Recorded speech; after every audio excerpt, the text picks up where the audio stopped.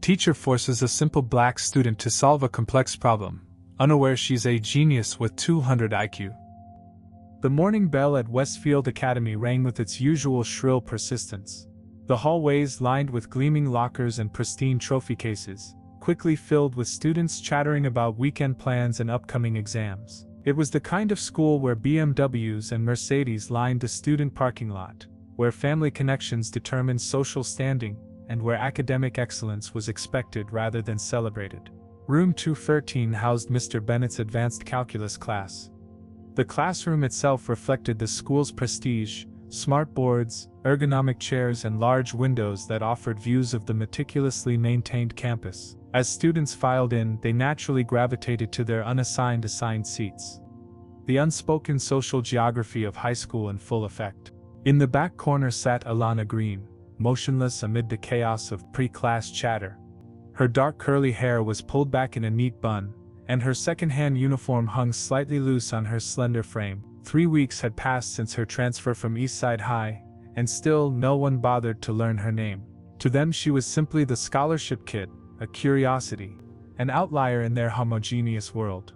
What they didn't see was the way her eyes moved across the room, cataloging details, observing patterns. What they didn't know was that beneath her quiet exterior lived a mind that solved differential equations for fun. A mind that had already mastered the calculus curriculum they were struggling through. Mr. Bennett entered precisely as the second bell rang. At 53, he carried himself with the confidence of a man who had spent decades in the same classroom, teaching the same subject, secure in his position and authority. His silver-rimmed glasses sat perfectly straight, his tie always Windsor-knotted, his voice calibrated to project both knowledge and condescension. "Good morning, future leaders of America," he said, with practiced enthusiasm that never quite reached his eyes. "Please turn to page 217. Today we tackle parametric equations."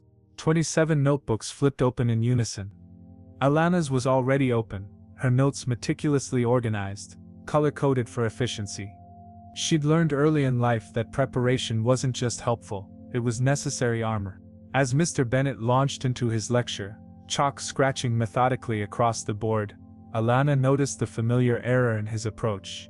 A small misconception about the relationship between parameter and variable that would confuse students later. Her hand hesitated, then slowly rose. Mr. Bennett's eyes swept the room, passing over her raised hand as if it were invisible. "Any questions before we proceed to examples?" Alana's hand remained steady. 3 rows ahead, Madison Wellington whispered something to Tyler Richards, both glancing back at Alana with poorly disguised amusement. "No questions? Excellent," Mr. Bennett continued, turning back to the board. Alana lowered her hand, face impassive. It was the 4th time this week her questions had been ignored. She made a note in the margin of her notebook, a small annotation correcting the error, and continued writing.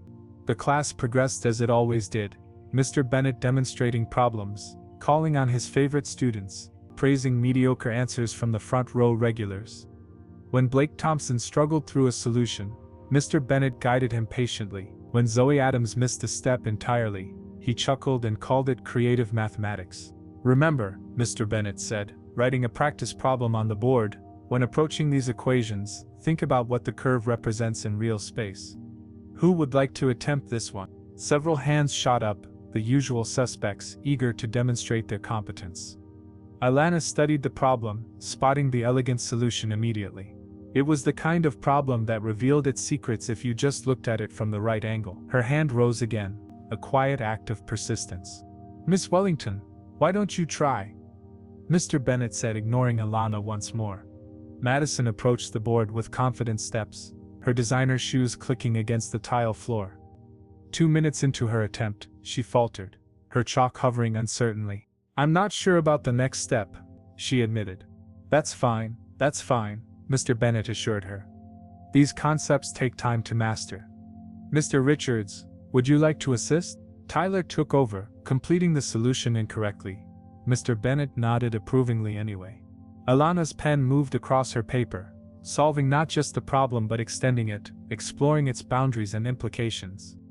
This was how she had always approached mathematics, not as a series of problems to solve, but as a landscape to explore. When the bell rang, Students rushed to pack their belongings.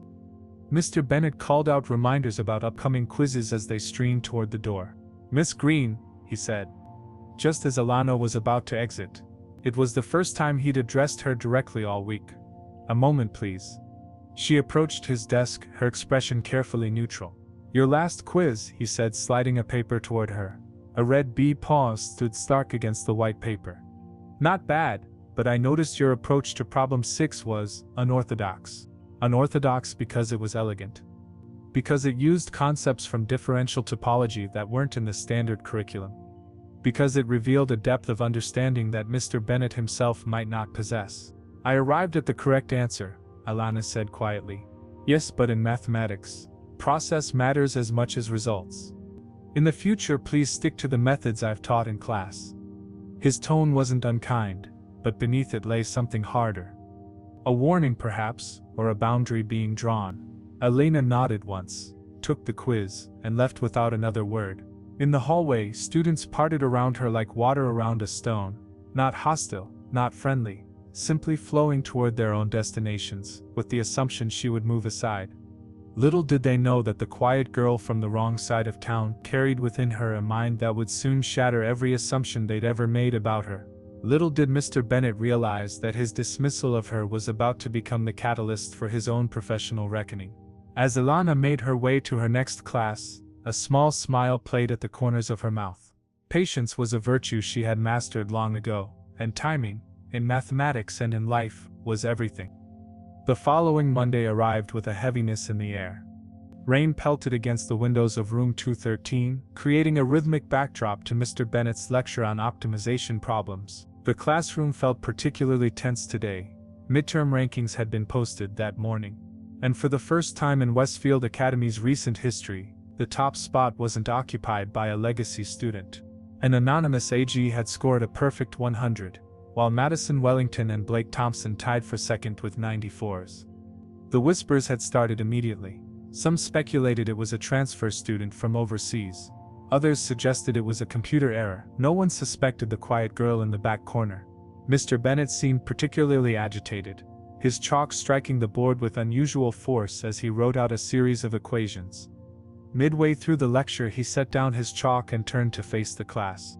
"Before we continue, I have a special opportunity for you all." His voice carried a false brightness. "The Regional Mathematics Olympiad is next month, and I've been asked to recommend our school's top candidate." The atmosphere shifted. Several students straightened in their seats, eyes brightening with interest. "To help me decide, I've prepared a challenge problem." Mr. Bennet moved to his desk and retrieved a sheet of paper. "This is an advanced optimization problem that incorporates elements from our current unit, but extends beyond standard curriculum. It was featured in last year's International Mathematics Olympiad." He turned and wrote the problem on the board, a complex scenario involving multiple variables, constraints, and a request for both a numerical solution and a proof of optimality. Even from the back of the room, Alana could see that the problem was beautifully structured, the kind of challenge that would require not just knowledge but creative insight. "This is entirely optional, but any student who successfully solves this will receive significant extra credit and my personal recommendation for the Olympiad." Mr. Bennet scanned the room, his gaze lingering on his favorite students. "Any volunteers?" The usual hands, Blake, Madison, Tyler, remained conspicuously lowered. The problem on the board was clearly beyond their comfortable reach, and no one wanted to risk public failure. After several seconds of uncomfortable silence, Mr. Bennet's lips curved into what could only be described as a smirk. His eyes traveled to the back of the room, landing directly on Ilana. "Miss Green, perhaps you'd like to demonstrate your unique approach to mathematics." The room went silent. 27 heads turned to stare at Ilana, expressions ranging from curiosity to barely concealed amusement.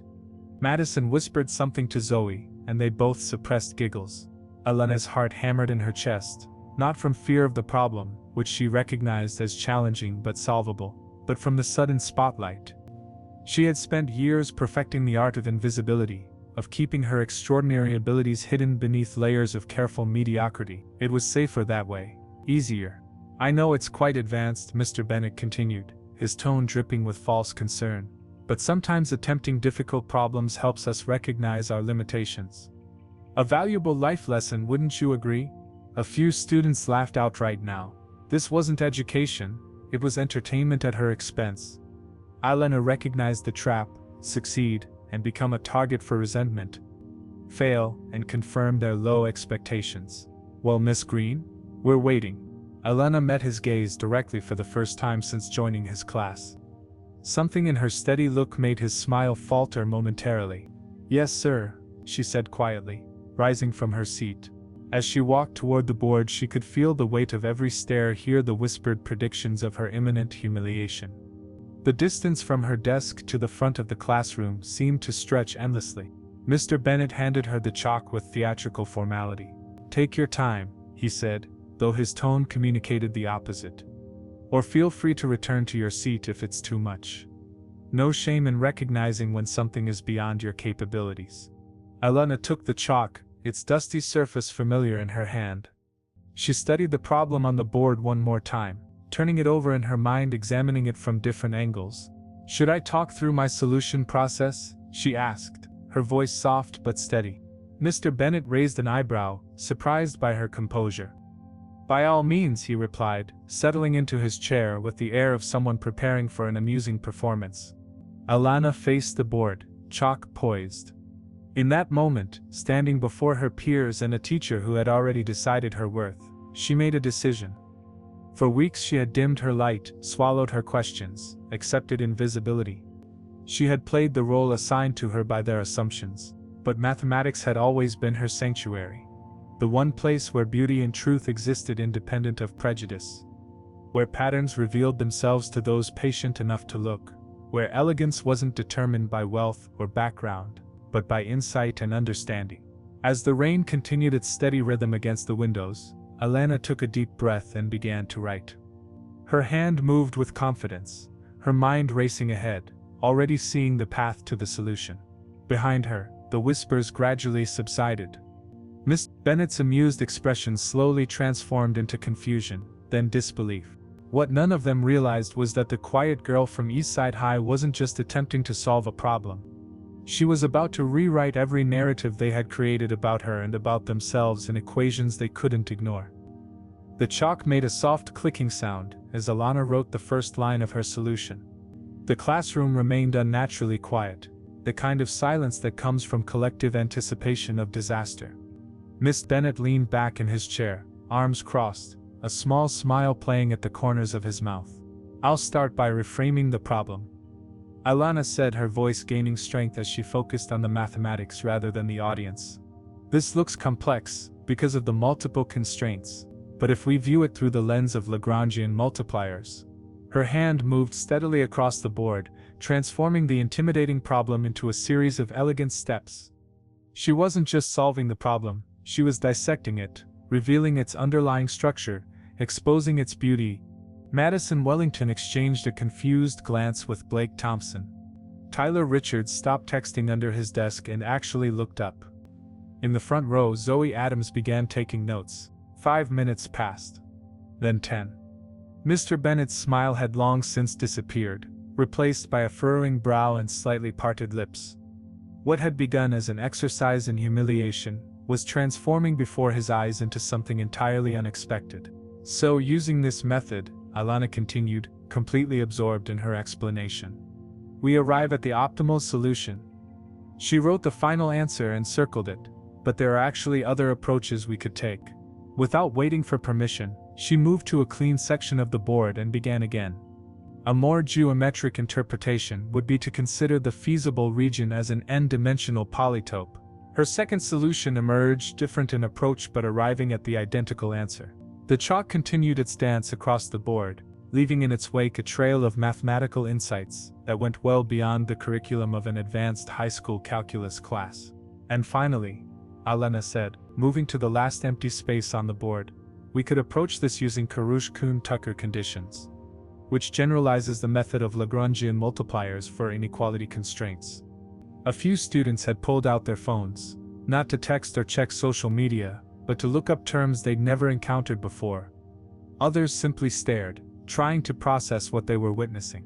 When Alana finally set down the chalk and turned to face the class, 28 pairs of eyes stared back in stunned silence. Her 3 distinct solutions filled the board behind her.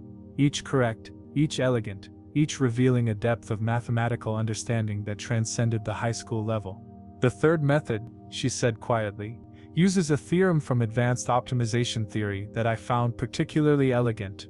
It's not typically covered until graduate level courses, but I thought it might be interesting to demonstrate its application here. A soft "what the fuck" escaped from someone in the middle row, quickly smothered but audible in the silent room. Mr. Bennet slowly rose from his chair, his face unreadable as he approached the board. He examined each solution methodically, searching for errors, for anything that would allow him to reassert control over the situation. Finding none, he cleared his throat. "Miss Green, where did you learn these techniques?" His voice was carefully neutral, but a slight tremor betrayed his discomfort. "I read," Alana replied simply. "These are well beyond our curriculum." "Yes, sir." Mr. Bennet turned to face her directly, lowering his voice so only she could hear. "Did someone help you prepare for this? Did you somehow know I would assign this problem?" Alana met his gaze steadily. "No, sir. But I should point out that there's an error in your original problem formulation." "Excuse me?" She reached for the chalk again and circled a coefficient in the initial equation. "This value creates an inconsistency in the constraint set. The problem as written actually has no feasible solution unless we correct this parameter." Color drained from Mr. Bennet's face as he examined the section she had indicated. After several moments of mental calculation, his shoulders slumped almost imperceptibly. "My solutions account for the correction," Alana added softly. From the back of the room came the unmistakable sound of a camera shutter. Someone was recording the moment. Mr. Bennet's head snapped up, immediately locating the source. Zoe Adams' phone raised, a look of amazement on her face. "Phones away immediately," he barked, his composure finally cracking. This is still a classroom, not a social media opportunity, but it was too late. The moment had been captured, not just on Zoe's phone, but in the collective consciousness of the class. Something fundamental had shifted in room. "Return to your seat, Miss Green," Mr. Bennet said, his voice strained. "We'll continue with our regular lesson." As Alana walked back to her desk, something unusual happened. Blake Thompson nodded at her. A small gesture, but coming from one of the most popular students, it was significant. Madison Wellington's usual smirk was replaced by a look of grudging respect, and Zoe, still clutching her phone, mouthed a silent "that was awesome," as Alana passed her row. Mr. Bennet attempted to resume his lecture, but his usual confidence had evaporated. Twice he made calculation errors that he had to correct. His hand trembled slightly as he wrote on the board, and he avoided looking toward the back corner where Alana sat. For her part, Alana simply took notes, her face betraying no emotion. But underneath her calm exterior something was blooming. Not pride, exactly, but a quiet recognition of her own worth. For years she had hidden her light, made herself smaller to fit others' expectations. Today, she had stood in her full brilliance, and the world had not ended. By the time the bell rang, signaling the end of class, the video was already circulating through the school's social media networks. By evening, it would reach beyond Westfield Academy, carrying with it a simple caption that would follow Mr. Bennet for the rest of his career. "She schooled him." By the following morning, the video had been viewed over 2,000 times. It had spread beyond Westfield Academy, reaching neighboring schools and even catching the attention of a few mathematics enthusiasts in online forums. Most viewers didn't fully understand the mathematics involved, but they all recognized the unmistakable drama of an authority figure being outmatched by someone they had underestimated. Mr. Bennet arrived at school earlier than usual, his normally pristine appearance slightly disheveled. He had spent most of the night reviewing optimization theory, refreshing concepts he hadn't touched since his own graduate studies decades ago. The error Alana had identified in his problem setup haunted him, not just because he had made a mistake, but because a 17-year-old student had caught it when he hadn't. When Alina entered room 2113 for calculus class, the atmosphere had shifted noticeably. Students who had previously ignored her existence now glanced her way with curiosity.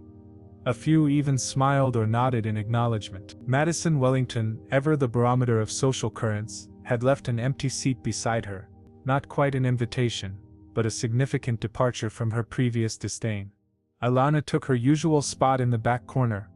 Old habits were hard to break, and despite yesterday's events, she still preferred the safety of observation to the vulnerability of visibility. When Mr. Bennet entered, the room fell silent. He looked tired, with dark circles under his eyes and a tightness around his mouth that hadn't been there before. "Good morning," he said curtly, skipping his usual Future Leaders of America greeting. "Please open your textbooks to page 2043. Today we'll be covering implicit differentiation."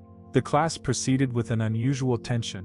Mr. Bennet's teaching style, normally fluid and confident, had become rigid and defensive.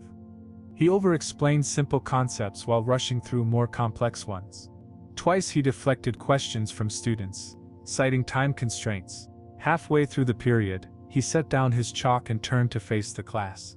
His gaze settled on Alana. "Before we continue, I'd like to address yesterday's incident." His voice carried a forced casualness that fooled no one. "While Ms. Green's approach to the challenge problem was certainly creative, I feel I should clarify a few things for educational purposes." Alana felt her stomach tighten. She had expected some form of retaliation, but had hoped it would be more subtle. The solutions presented, while arriving at the correct numerical answer, contained several conceptual flaws that would not be acceptable in a formal mathematical context. A murmur ran through the class. Several students looked confused, glancing between Mr. Bennet and Alana. Additionally, he continued, gaining momentum. The third approach relied heavily on theorems that were clearly memorized rather than understood, a common pitfall for students who attempt to work beyond their comprehension level. Blake Thompson raised his hand. "But sir, I looked up the KKT conditions she mentioned, and they seemed to be exactly what she described. The proof she outlined matched what I found online." Mr. Bennet's jaw tightened. "The internet is not always a reliable source for mathematical rigor, Mr. Thompson. I checked multiple sources," Blake persisted, surprising everyone with his defense of Alana, including my brother's graduate textbook from MIT. "Furthermore," Mr. Bennet said, ignoring Blake completely, "I suspect Miss Green had prior knowledge of this particular problem. Perhaps she prepared specifically for this topic, which, while showing admirable dedication, doesn't necessarily reflect genuine mathematical ability." The accusation hung in the air, ugly and unmistakable. Alana felt heat rising to her face, not from embarrassment, but from a slow-building anger she rarely allowed herself to feel. "I didn't cheat," she said, her voice quiet but clear enough to carry through the silent room. "I didn't use the word cheat, Miss Green," Mr. Bennet replied with exaggerated patience. "I simply suggested that you suggested that I couldn't possibly have solved that problem on my own because of who you think I am." Alana interrupted, surprising herself as much as everyone else. "And you're trying to discredit my solution because you made an error in your original problem formulation." The class collectively inhaled. No one interrupted Mr. Bennet. He stared at her, color rising in his face. "That's enough, Miss Green. This discussion is..." "The error in your problem," Alana continued, standing now, created a situation where the feasible region was empty under the original constraints. "I corrected that error in my solutions, which is why they worked. If you'd like, I can demonstrate." "Sit down immediately." Mr. Bennet's voice cracked like a whip. "This kind of disrespect will not be tolerated in my classroom." "Is it disrespect to correct a mathematical error?" Alana asked, still calm despite the trembling in her hands. "Isn't that part of the scientific process? If I've misunderstood something, I'm happy to learn." From the middle of the room, Zoe's phone was up again, capturing the exchange. Mr. Bennet noticed and pointed toward the door. "Ms. Adams, take that phone to the principal's office immediately. And Ms. Green, you can join her for detention after school." Neither girl moved. "The video from yesterday already has 2,000 views," Zoe said, her voice shaking slightly. "My cousin at State University shared it with his advanced math professor, who said Alana's solutions were, and I quote, remarkably sophisticated for a high school student." Mr. Bennet's face contorted. "This isn't a democracy. Both of you, out of my classroom now." As Alana gathered her books, she noticed something unexpected. Nearly half the class was pulling out their phones, recording the moment. Not maliciously, but with a sense of witnessing something important. In the hallway, Zoe turned to Alana with wide eyes. "That was the most badass thing I've ever seen in this school," she whispered. And I got it all on video. By lunchtime, the second video had joined the first, spreading even faster. By evening, a hashtag was trending locally, Alana Solutions, and somewhere in the university town 30 miles away, 2 mathematics professors were watching both videos with growing interest, making calls that would change Alana's life forever. The summons to Principal Hargrove's office came during Alana's English literature class the following day. As the administrative assistant handed her the pink slip, whispers rippled across the room. Alana felt a familiar tightness in her chest. The same sensation she'd experienced countless times when being called to authority figures' offices. Usually it meant trouble, though rarely of her own making. "Take your things, Mrs. Collins," her literature teacher said kindly. Unlike Mr. Bennett, Mrs. Collins had always treated Alana with respect, noticing her insightful essays and thoughtful contributions. Alana gathered her worn backpack and walked through the hushed classroom. As she passed Zoe's desk, the girl gave her a subtle thumbs up. Blake Thompson, surprisingly mouthed "good luck." The small gestures steadied her as she stepped into the hallway. The walk to Principal Hargrove's office felt interminable. Alana rehearsed possible scenarios in her mind. Perhaps Mr. Bennett had escalated the situation, painting her as insubordinate. Perhaps the videos circulating online had triggered administrative concern about the school's image. Whatever awaited her, she resolved to maintain her composure. When she finally reached the administrative wing, Ms. Patel, the principal's secretary, smiled at her, an unexpected reaction that momentarily confused Alana. "They're waiting for you," Ms. Patel said, gesturing toward the closed door. "Go right in." Alana knocked softly and entered. Principal Hargrove sat behind her imposing mahogany desk, but she wasn't alone. 2 strangers occupied the visitor chairs, a woman with silver-streaked black hair twisted into a complex braid, and a younger man with round glasses and an eager expression. Both wore the unmistakable business casual attire of academia. Miss Green," Principal Hargrove said, rising to greet her. The principal's usual stern demeanor had been replaced by something almost approaching warmth. "Thank you for joining us. Please, have a seat." Alana perched cautiously on the edge of the third chair, her backpack clutched in her lap like a shield. "These are Dr. Eleanor Chen and Dr. Marcus Williams from Westridge University," Principal Hargrove continued. "They've come specifically to meet you." Dr. Chen leaned forward, studying Alana with intense interest. "It's quite remarkable finally meeting you in person, Miss Green. Or should I say, AGL? The initials sent a jolt through Alana's system. AGL. Alana Grace Lovelace. The pseudonym she'd used for her submissions to academic journals. A name known only to her and the editors who had published her work. "I'm not sure what you mean," she said carefully, though her racing heart betrayed her. Dr. Williams smiled gently. "We've spent the past 6 months trying to identify the author of novel applications of topological data analysis and predictive modeling. When we saw the videos from your calculus class, the mathematical approach was distinctive, unmistakable, really. Your paper has been cited by 3 doctoral candidates in our department," Dr. Chen added. "One of my colleagues at Princeton has built an entire research project extending your methodology." Alana's fingers tightened around her backpack straps. She had submitted that paper through the National Youth Mathematics Initiative, a program specifically designed to allow anonymous submissions from young mathematicians, evaluated based solely on merit rather than credentials. She had never expected it to reach actual mathematicians, let alone become referenced work. "How did you find me?" she finally asked. Dr. Williams held up his phone. "The video, your solution to Bennett's optimization problem. Your third approach specifically used the same unique perspective on Karush-Kuhn-Tucker conditions that appears in your paper. It's a mathematical fingerprint in a way. We wouldn't normally track down an anonymous author," Dr. Chen clarified. "But when we realized you might be a high school student, well, that changes things considerably." Principal Hargrove cleared her throat. "Dr. Chen and Dr. Williams have shared with me some of your published work, Alana. Why didn't you tell anyone about these achievements?" The question hung in the air, heavy with unspoken complexity. How could Alana explain that visibility had never brought her safety, that excellence, for someone who looked like her from where she came from, often invited resentment rather than recognition? "It wasn't relevant to my coursework," she said simply. Dr. Chen's expression softened with understanding. "Miss Green, Westridge University has a special mentorship program for exceptional young mathematicians. It includes full funding, personalized guidance from faculty, and access to our research facilities. We would like to offer you immediate enrollment. Starting next fall? Alana asked, trying to process what she was hearing. Starting next week if you're willing, Dr. Williams replied. You would continue your high school coursework for graduation requirements, but spend most of your academic time at the university. Principal Hargrove nodded encouragingly. This is an extraordinary opportunity, Elena. One that Westfield Academy fully supports.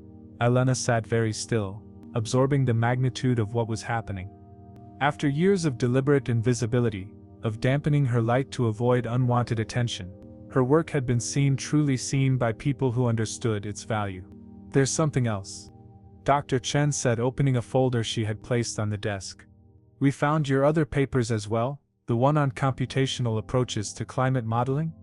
The Environmental Science Department is particularly interested in speaking with you. You've been busy, Dr. Williams added with a smile. For the first time since entering the office, Alana allowed herself to relax slightly. Mathematics is beautiful, she said quietly. It helps me make sense of the world. That's exactly what we tell our first-year students, Dr. Chen replied warmly. Though few of them demonstrated as elegantly as you have. As the meeting continued, details of the mentorship were discussed: scheduling, transportation, academic expectations. Throughout it all, Alana felt a peculiar sensation unfurling within her chest, not quite pride but something adjacent to it. Recognition perhaps, or vindication. When she finally left the principal's office an hour later, the hallways were empty, classes in session behind closed doors. But for once, Alana didn't feel invisible as she walked alone. Her footsteps echoed with purpose, each one carrying her toward a future where her mind, her brilliant, beautiful mind, would no longer need to hide in the shadows of others' misconceptions. News of Alana's mentorship at Westridge University spread through Westfield Academy like wildfire. The story grew with each retelling, embellished, mythologized, transformed into a modern-day David and Goliath tale. By the end of the week, the entire school knew that the quiet transfer student from Eastside had published papers cited by doctoral candidates and university professors. Meanwhile, the videos continued to circulate. A mathematics professor from MIT shared them with commentary praising Alana's approach.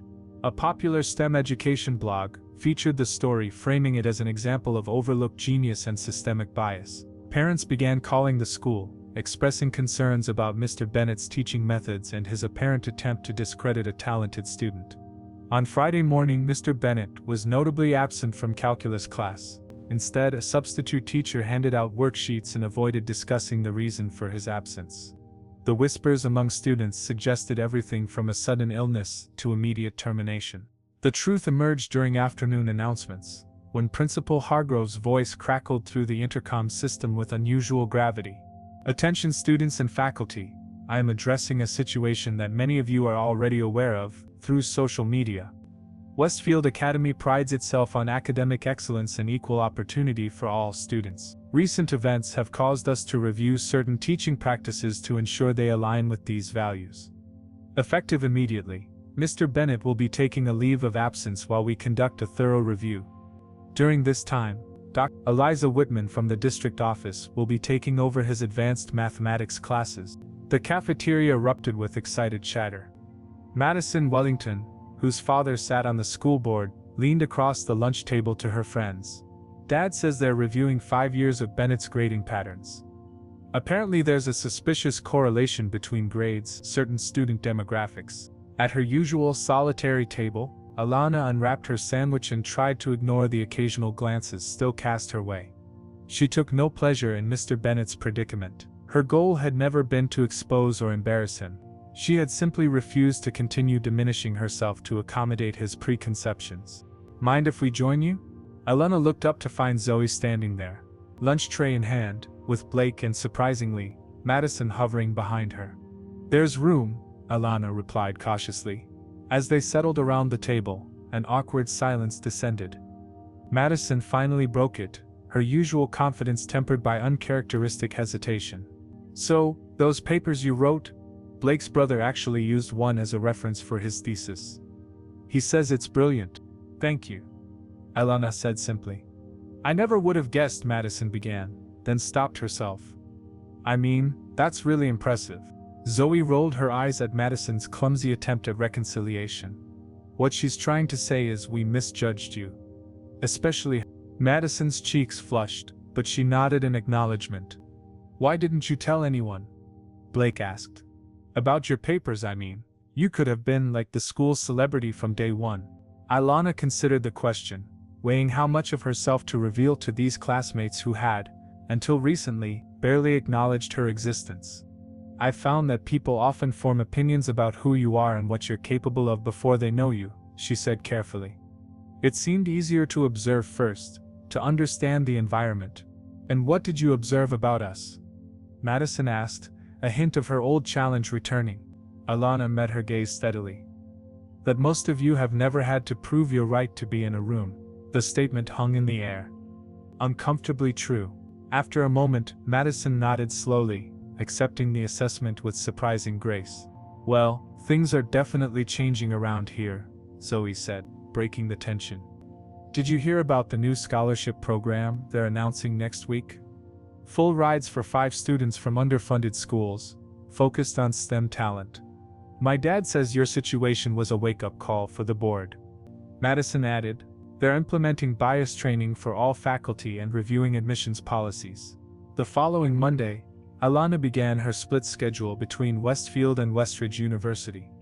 The transition wasn't seamless. There were logistical challenges, administrative hurdles, and the continuing adjustment to her new visibility. But for the first time since transferring, she walked the hallways of Westfield, with her head held high, no longer hiding her notebooks filled with complex equations and theoretical explorations. 3 weeks after the incident, as it was now commonly called, Mr. Bennett returned to school. The official statement cited professional development leave, but everyone understood the reality. He had been reprimanded, his teaching methods scrutinized, his biases exposed. His return came with conditions: oversight from the district mathematics coordinator, mandatory mentorship from Dr. Whitman, and a complete re-evaluation of his grading practices. When Alana encountered him in the hallway for the first time since his return, she expected resentment, perhaps even retaliation through subtle means. Instead, he stopped, his posture stiff but his expression unexpectedly introspective. Miss Green, he said formally. I understand congratulations are in order for your university mentorship. Thank you, Mr. Bennett. He hesitated, clearly struggling with something. The department is implementing new methods for identifying mathematical talent across diverse learning styles. Your situation has been instructive in that regard. It wasn't an apology, not exactly. But in his awkward acknowledgement, Alana recognized the painful process of a mind being forced to expand beyond its comfortable boundaries. I'm glad something positive came from it, she replied. As she continued down the hallway toward the AP Physics class she now assisted in teaching twice weekly, Alana reflected on the strange path that had led her here. She had never sought to become a symbol or catalyst for change. She had simply refused, in one crucial moment, to be less than who she was. Behind her, a new student, a girl from a neighboring district with secondhand clothes and determined eyes, watched Alana walk away. In her hand she clutched an application for the newly established Green Scholarship for Mathematical Excellence, named not for a wealthy donor or distinguished alumnus, but for a quiet girl who had shattered assumptions simply by being herself.